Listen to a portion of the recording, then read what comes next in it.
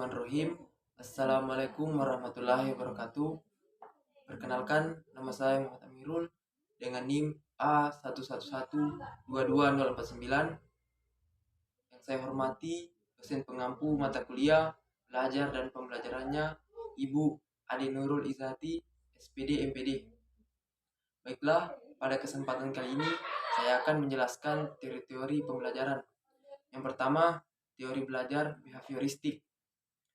Teori belajar behavioristik adalah teori belajar yang mengedepankan perubahan perilaku peserta didik sebagai hasil proses pembelajaran. Terjadinya perubahan tingkah laku diakibatkan oleh adanya interaksi antara stimulus dan respon. Teori belajar ini berorientasi pada perilaku yang lebih baik. Adapun contoh dari teori behavioristik ini, yang pertama, guru menyusun materi atau bahan ajar secara lengkap, mulai materi sederhana sampai kompleks. Yang kedua, jika guru menjumpai adanya kesalahan, baik pada materi maupun pada peserta didik, maka akan segera diperbaiki.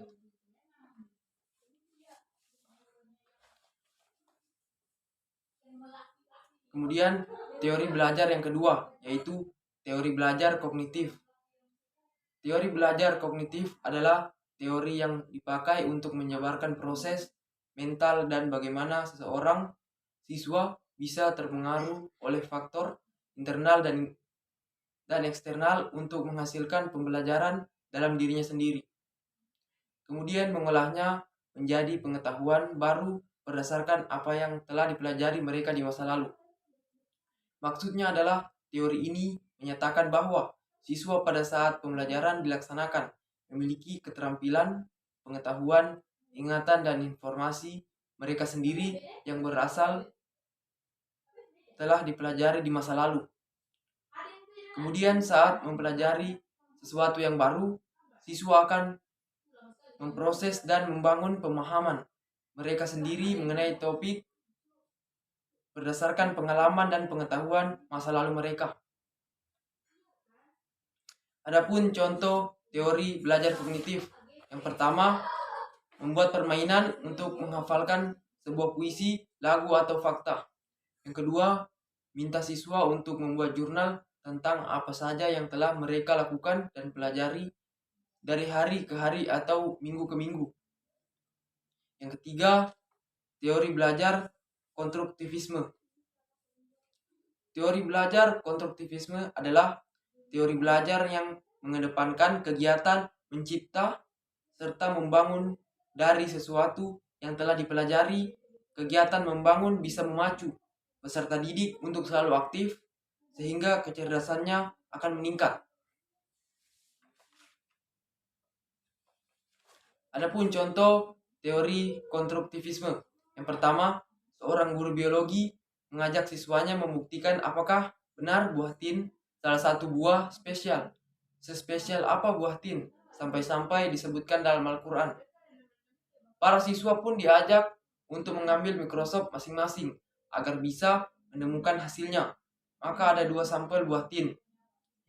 Sampel pertama, buah tin sudah matang dan dalam kondisi yang baik, layak. Sampel yang kedua, buah tin dalam kondisi berjamur dan lembek seperti busuk. Hipotesis, apakah buah tin mengandung cacing?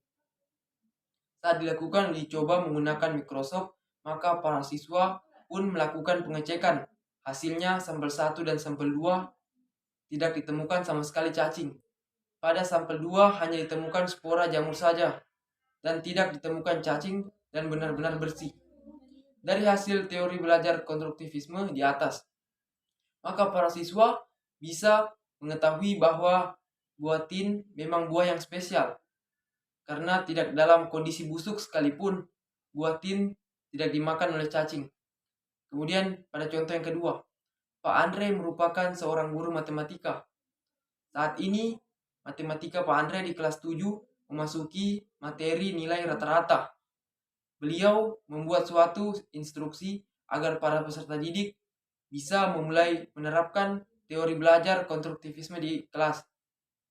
Untuk menentukan suatu nilai rata-rata, peserta didik diminta mengikuti langkah berikut. Pertama, menyiapkan beberapa menara blok dengan beberapa variasi ketinggian.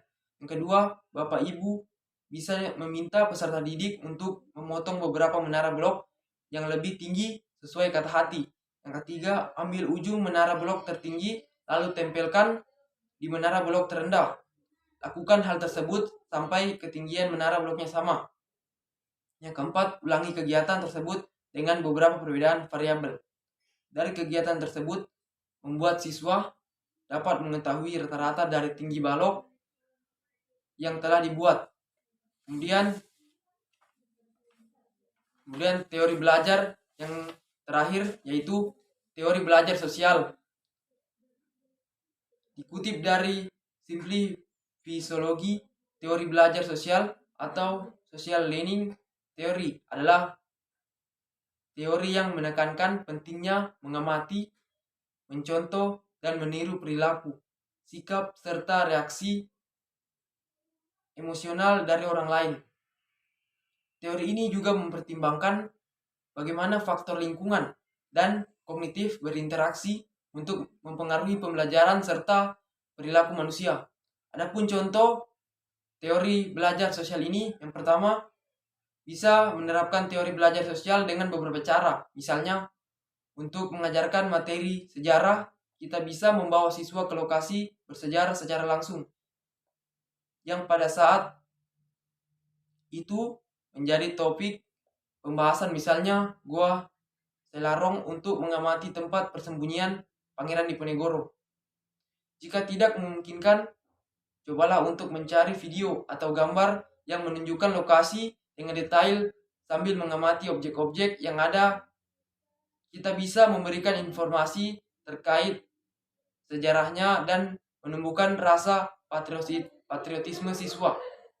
Contoh yang kedua, dalam materi jual beli pelajaran ekonomi, kita bisa menciptakan pasar sederhana di mana siswa bisa mengamati proses pembelian, penjualan, dan tawar-menawar. Kita bisa mempraktikkan prosesnya sendiri atau meminta bantuan siswa lainnya yang dirasa mempunyai pengetahuan tentang hal tersebut. Kegiatan ini bisa menjadi bahan latihan bagi siswa dan memunculkan diskusi dalam kelas. Demikian yang dapat saya sampaikan.